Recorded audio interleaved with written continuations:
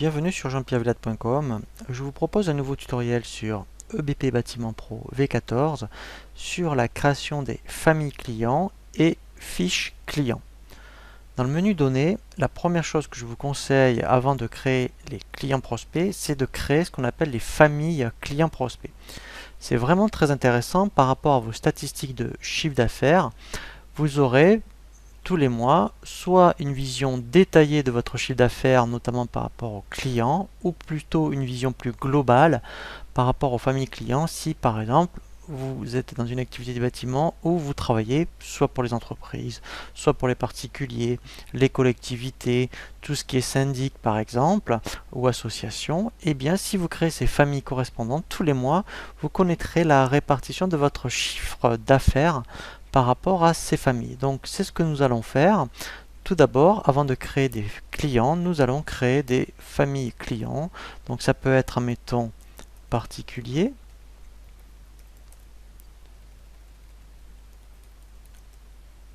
Voilà. Ensuite, on peut avoir tout ce qui est, admettons, alors mettons si vous avez des mairies, pourquoi pas, ben là vous mettrez collectivité. Voilà. Et si, admettons, effectivement, vous êtes dans une activité où vous travaillez, admettons, pour des syndics, par exemple, eh bien, effectivement, ici, vous mettrez syndic, voilà. Et là, voilà, on crée le libellé correspondant. Voilà, donc là, après, ça sera intéressant, vous verrez, parce que quand on va créer des familles, alors clients ou prospects, on affectera ces familles correspondantes. Donc ensuite, effectivement, on va passer à la création des clients prospects. Alors, je vais faire exprès de créer des prospects, donc vous verrez que ce soit des prospects ou des clients, c'est pareil, mais quand on va créer des prospects, quand on va faire des devis, dès que ces devis seront, je dirais, transférés en commande ou en facture, les prospects vont passer en clients. Donc là, mettons, je vais dans prospect, je fais ajouter, voilà, et là, donc ça peut être, admettons, une mairie, et bien, admettons, je vais mettre, admettons, MA pour, admettons, voilà, mairie de Nantes, pourquoi pas. Ici, donc là effectivement je vais dire que c'est une collectivité. Ici donc je vais mettre mairie de Nantes. Voilà.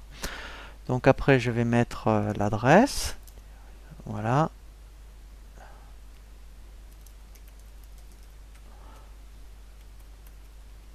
Voilà.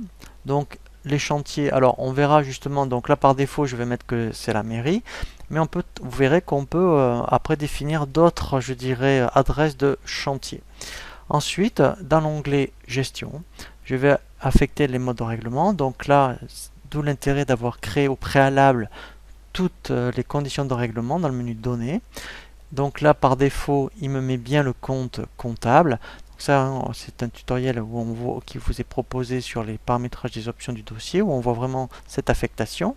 Et là, effectivement, alors, on verra justement tout ce qui est tarification particulière, notamment pour des mairies. Donc on verra un tutoriel sur tout ce qui est tarif et promotion. Donc là, par défaut, pour l'instant, je ne mets rien. Et là, après, effectivement, là, donc pour l'instant, dans l'onglet divers, je n'ai pas, je dirais, d'informations à rajouter. Alors on verra justement donc effectivement la gestion des représentants. Après on peut avoir créé, je dirais, des représentants et les affecter directement dans la fiche client. Alors ça on le verra justement, ça pourrait être intéressant par rapport à d'autres activités, ou plutôt vous avez des chefs de chantier, admettons, ou des collaborateurs, en mettant pour je dirais, détourner l'utilisation de la table représentant par rapport à d'autres, je dirais, interlocuteurs. Et ici, effectivement, vous allez avoir toute la gestion de contacts où vous allez rajouter, je dirais, tous les contacts, admettons, que vous avez dans la mairie. Voilà, et ensuite, vous pouvez donc enregistrer, voilà, votre client.